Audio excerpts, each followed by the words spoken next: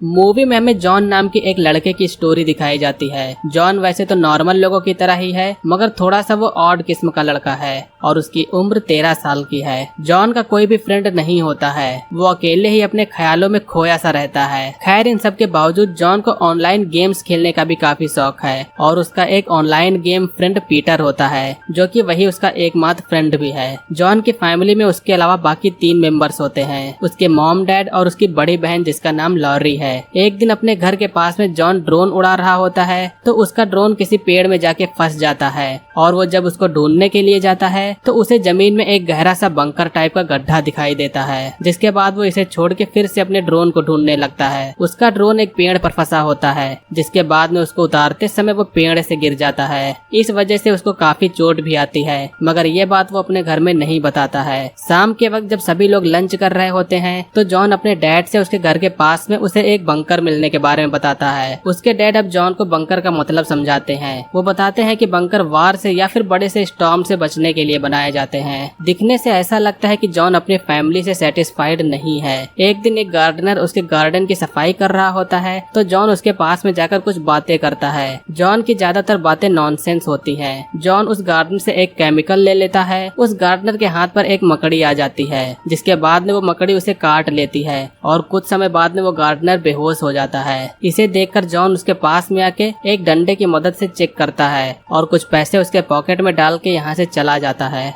अब कुछ समय में जब रात होती है तो यहाँ पर जॉन अपनी फैमिली के साथ में जो करता है वो शायद किसी ने भी नहीं किया होगा। वो अपनी फैमिली के खाने में बेहोशी का केमिकल मिला देता है, जिसके बाद उसकी फैमिली के सभी लोग बेहोश हो जाते हैं। जॉन अब अपने डैड के कमरे में जाके चेक करता है कि वो बेहोश है या फिर नहीं। इसके बाद में वो उनको कमरे से बाहर निकाल लाता है। जॉन अपने डैड की पॉकेट से फोन निकालता है और अपने डैड को एक ट्रॉली से ले जाके जंगल की ओर ले जाता है। ऐसा ही वो बाकी लोगों के साथ भी करता है। अगले दिन जब लॉरी की आंख खुलती है तो वो अपने आप को एक अलग जगह पर पाती है, जिससे वो घबराते हुए जल्दी से अपने मॉम और डैड को उठाती है। तीनों लोग एक बंकर में फंस चुके होते हैं और उनके चिल्लाने पर भी कोई सुनने वाला नहीं है। इस साइड में जॉन अपने मॉम के फोन से उन लोगों को कॉल करके मना कर देता है जो लोग या तो घर आने वाले होते हैं या जिनके पास में कोई अपॉइंटमेंट फिक्स होता है। जॉन अब पूरी तरीके से फ्री हो चुका होता है। उसे कुछ कहने के लिए अब यहाँ पर कोई नहीं है, इसीलिए वो कार को ड्राइविंग के लिए ले जाता है। अमीर बाप की वजह से उसके पास में पैसों की भी कोई कमी नहीं है, जिससे वो अब हर चीज अपने मन की कर सकता है।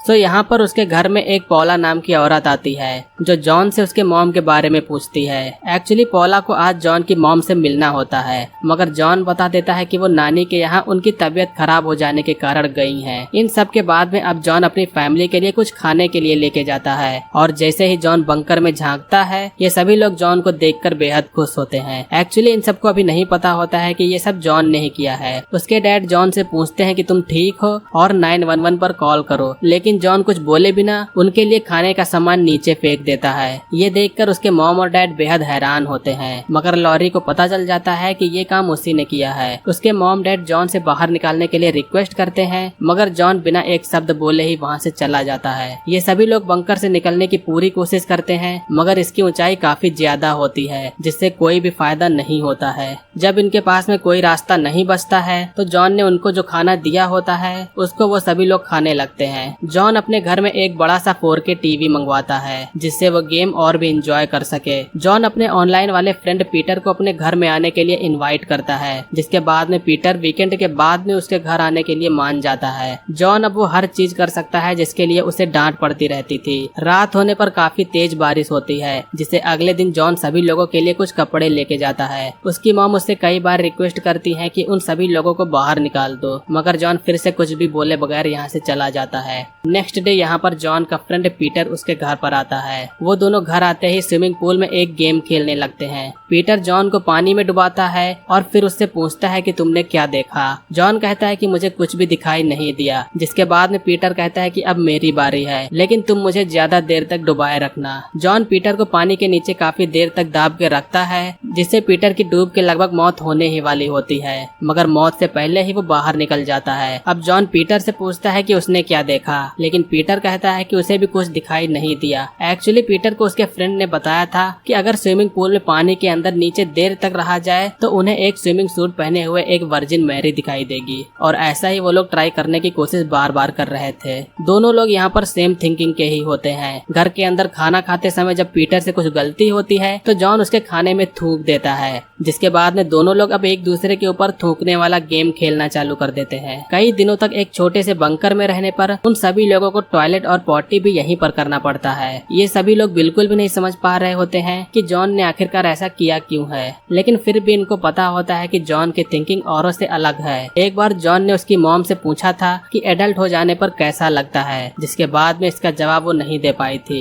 अब पीटर के जाने का समय होता है। जॉन पीटर को कई सारे पैसे देता है, जिसे देखकर पीटर हैरान होता है। जॉन की फैमिली 3 दिनों से भूखी थी, जिससे भूख के कारण उनके बिहेवियर में भी काफी बदलाव आता है। एक बार फिर से पॉला जॉन के घर आती है। जॉन फिर से बताता है कि उसकी मॉम अभी तक नहीं आई है। इसके बाद में जब पॉला उसकी मॉम को फोन मिलाती है तो फोन के रिंग की बिल यही घर से आती है। पॉला अब यहाँ से जाने लगती है, मगर जॉन उसे रोक लेता है। जॉन उससे कुछ बातें करना चाहता है, इसीलिए वह उसे बैठने के लिए कहता है। जॉन यहाँ पर उनसे पहले उनकी एज पूछता है। पॉला कहती है कि किसी लेडी से उसकी एज नहीं पूछनी चाहिए। जॉन कहता है कि मेरी मॉम 50 की है, क्या आप भी 50 की हो? इसके बाद में जॉन अब कहता है कि 50 का होने पर कैसा लगता है। पॉला बताती है कि इसमें कुछ भी बुरा नहीं है, सब नॉर्मल ही लगता है। जॉन कहता है कि मैं 13 साल का हूँ और मुझे किसी चीज की जरूरत है। इसके बाद में जॉन पॉला को किस करने की कोशिश करता है, लेकिन पॉला समझ जाती है कि कुछ गड़बड़ है, जिससे वो जॉन से पीछे हट जाती है और इसके बाद में वो यहाँ से चली जाती है। दूसरी तरफ उसके परिवार वाले भूख के कारण मर रहे होते हैं। पीटर के जाने के बाद में जॉन अभी भी पानी में डूबकर वर्जिन मैरी को ढूंढने की कोशिश करता है, और जब उसे ऐसा करते हुए उसका गार्डनर देखता है तो उसे बचाने के लिए पूल में कूद जाता है। लेकिन उसे यहाँ पर यह पता चलता है कि जॉन बिल्कुल ठीक है। जॉन अपनी फैमिली के लिए अब खाना बनाता है। वो खाने के लिए एक अच्छी सी डिश बनाता है, जिसके बाद में वो बंकर के पास में जाकर अपनी फैमिली को खाना देता है।